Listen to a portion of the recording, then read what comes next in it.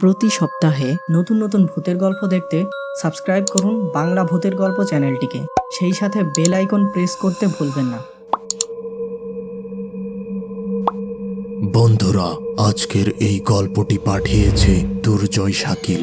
তার নিজের লেখা বিড়াল কন্যা ও অভিশপ্ত মোনাকবার সহ আরও 10টি ভৌতিক বই পাওয়া যাচ্ছে রকমারি.com-এ।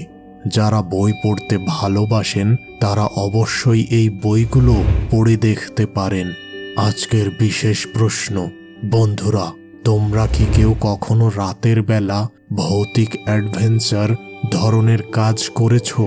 আর করে থাকলে অভিজ্ঞতা কেমন ছিল?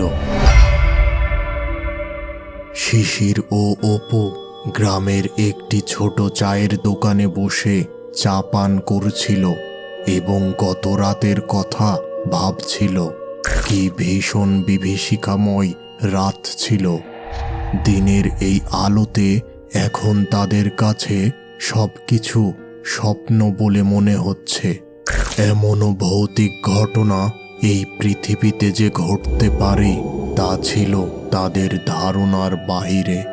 খাবার হোটেল থেকে ওই পরিত্যক্ত হাসপাতালের দিকে যাওয়ার সময় তারা সিদ্ধান্ত নিল ওই হাসপাতালের 2 তলার বন্ধ ঘরগুলো তারা খুলে দেখবে।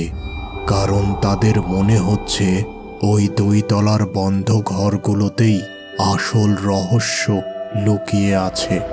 পরিত্যক্ত হাসপাতালের সামনে পৌঁছে তারা 2 জন কিছু সময় দাঁড়িয়ে থাকল। এই দিনের আলোতে হাসপাতালটিকে বেশ অসহায় মনে হচ্ছে, অথচ গত রাতে এই হাসপাতালটি কি ভীষণ জীবন্ত হয়ে উঠেছিল। এবার তারা 2 জন সোজা হাসপাতালের 2 তলায় চলে গেল। নিচে পড়ে থাকা একটি লোহার রড দিয়ে মরিচা ধরা তালাটিকে আঘাত করতেই ভেঙে নিচে পড়ে গেল। ভেতরে প্রবেশ করে তারা বেশ অবাক হলো। ঘরের মধ্যে তেমন কিছুই নেই।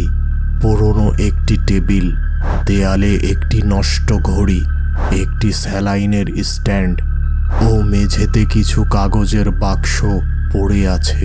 তারা টেবিলের কাছে গেল। টেবিলের উপর থেকে ময়লার আস্তর জমে থাকা একটি কার্ড তুলে দেখল শিশির। কার্ডটি ছিল ডাক্তার মাহবুব মুনতাসিরের। তারা ধারণা করল এই হাসপাতালের শেষ ডাক্তার ছিল মাহবুব মুনতাসির। এরপর তারা কিছু খোঁজাখুঁজি করে একটি চিঠি খুঁজে পেল। সেখানে লেখা ছিল, আমি ডাক্তার মাহবুব মুনতাসির। এই রোগীটার মৃত্যুর জন্য আমি দায়ী। আমার ভুলের প্রায়শ্চিত্ত আমি নিজেই করব। আমার মৃত্যুর জন্য কেউই দায়ী নয়। অপু বলল, কি রে, কিছু বুঝতে পারলি? হ্যাঁ, কিছুটা বুঝতে পেরেছি। এমন সময় বাহির থেকে আওয়াজ ভেসে আসলো, কারা ওই ঘরে প্রবেশ করেছ? তোমাদের জীবনের মায়া নেই? এই কথা শুনে তারা দ্রুত ঘর থেকে বারান্দায় এসে দাঁড়ালো এবং দেখল নিচে একটি বয়স্ক লোক দাঁড়িয়ে আছে। এবার তারা নিচে নেমে এসে লোকটির সামনে দাঁড়ালো। আপনারা কারা? আর এই পরিত্যক্ত হাসপাতালে কি করছেন? দেখুন, আমরা সদ্য মেডিকেল কলেজ থেকে পাশ করেছি। আমাদের ইচ্ছা গ্রামের মানুষদের সেবা করা, তাই এই হাসপাতালটিকে নতুন করে চালু করতে চাচ্ছি। ওহ আচ্ছা, বেশ ভালো কাজ। কিন্তু আপনারা হয়তো এই হাসপাতাল সম্পর্কে সব কিছু জানেন না। আমি ছিলাম এই হাসপাতালের কেয়ারটেকার। হাসপাতালটিতে এখন এই গ্রামের মানুষ ভয়ে আর আসে না। গতকাল রাতে আমরা এইখানেই ছিলাম এবং অনেক অস্বাভাবিক কিছুর অভিজ্ঞতা হয়েছে। এই কথা শুনে বৃদ্ধ লোকটা একেবারে হকচকিয়ে গেল এবং বলল, কি বলছেন আপনি? এই হাসপাতালে এক রাত কাটিয়েছেন? ভালো কাজের উদ্দেশ্যে এখানে এসেছেন দেখেই হয়তো এখনো বেঁচে আছেন। আচ্ছা, আপনি আমাদের বলেন তো এই হাসপাতালের রহস্যটা কি? 10-12 বছর আগের ঘটনা। তখন হাসপাতালটা ভালোই চলছিল। একদিন এই হাসপাতালের একমাত্র চিকিৎসক মাহবুব স্যারের ভুল চিকিৎসায় একজন গ্রামবাসী মারা যায়।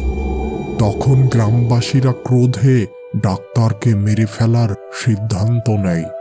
কিন্তু তার আগে মাহবুব স্যার নিজেই শেষ হয়ে যান। ভালো মানুষ ছিলেন তিনি, কিন্তু গ্রামবাসীরা ডাক্তার সাহেবের লাশটিকে কবর দিতে দিল না। তার লাশটিকে এই হাসপাতালের একটি ঘরে বাক্সবন্দি করে রেখে দিল এবং হাসপাতালটিকে বন্ধ করে দিল। এর কিছুদিন পর থেকেই শুরু হলো ভূতের উপদ্রব। এখন রাতের বেলা এই গ্রামের লোকেরা ভুলেও এই হাসপাতালের দিকে আসে না। আর তারা তাদের ভুল বুঝতে পেরেছে, মনে করে ওই দিন ডাক্তারকে মেরে ফেলার সিদ্ধান্ত তাদের ভুল ছিল। সব কিছু শুনে শিশির কিছুটা ভেবে বলল, দেখুন, আমার মনে হচ্ছে ডাক্তার মাহবুব মুনতাসিরের লাশটিকে যদি কবর দেওয়ার ব্যবস্থা করা যায় তাহলে অবশ্যই এই ভূতের উপদ্রব বন্ধ হয়ে যাবে। আপনি কি জানেন তার লাশ কোথায় আছে? বৃদ্ধ লোকটা কিছুক্ষণ ভেবে বলল, আসুন আমার সাথে। এবার তারা 2 তলার একদম শেষের ঘরে যেয়ে একটি বাক্স দেখতে পেল এবং তারা সেটি দ্রুত খুলে ফেলল। সেখানে ছিল একটি মানুষের কঙ্কাল। এবার তারা গ্রামের কবরস্থানে ওই কঙ্কালটিকে কবর দিল। ওই বাক্সটির মধ্যে বেশ কিছু কাগজপত্রের সাথে একটি ছবি পাওয়া গেল। ছবিটি দেখে শিশির ও অপু দুইজনই একেবারে হকচকিয়ে গেল। আরে, এ তো সেই গত রাতের চাদর গায়ে দেওয়া লোকটা। শিশির বৃদ্ধ লোকটিকে জিজ্ঞাসা করল, এই ছবির লোকটা কে? আরে, উনিই তো ডাক্তার মাহবুব মুনতাসির।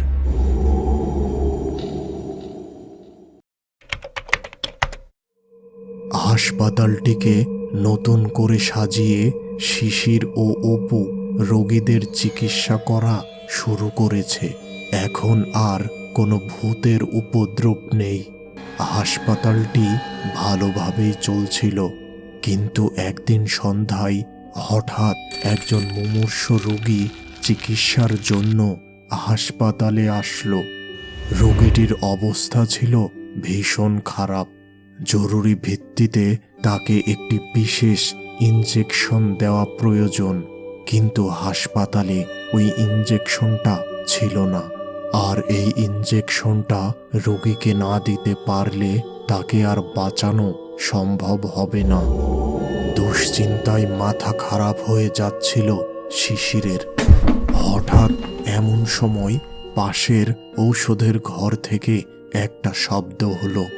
দ্রুত ওই দিকে যেয়ে শিশির একেবারে হতবাক। সে যেই ওষুধটির জন্য চিন্তা করছিল তা তার সামনের টেবিলের উপর। দ্রুত ওই ওষুধটি হাতে নিয়ে হাসপাতালের বারান্দায় এসে দাঁড়ালো শিশির এবং দেখল সেই চাদর গায়ে দিয়ে দাঁড়িয়ে আছে ডাক্তার মাহবুব মুনতাসির। তার মুখে একটি পরিতৃপ্তির হাসি।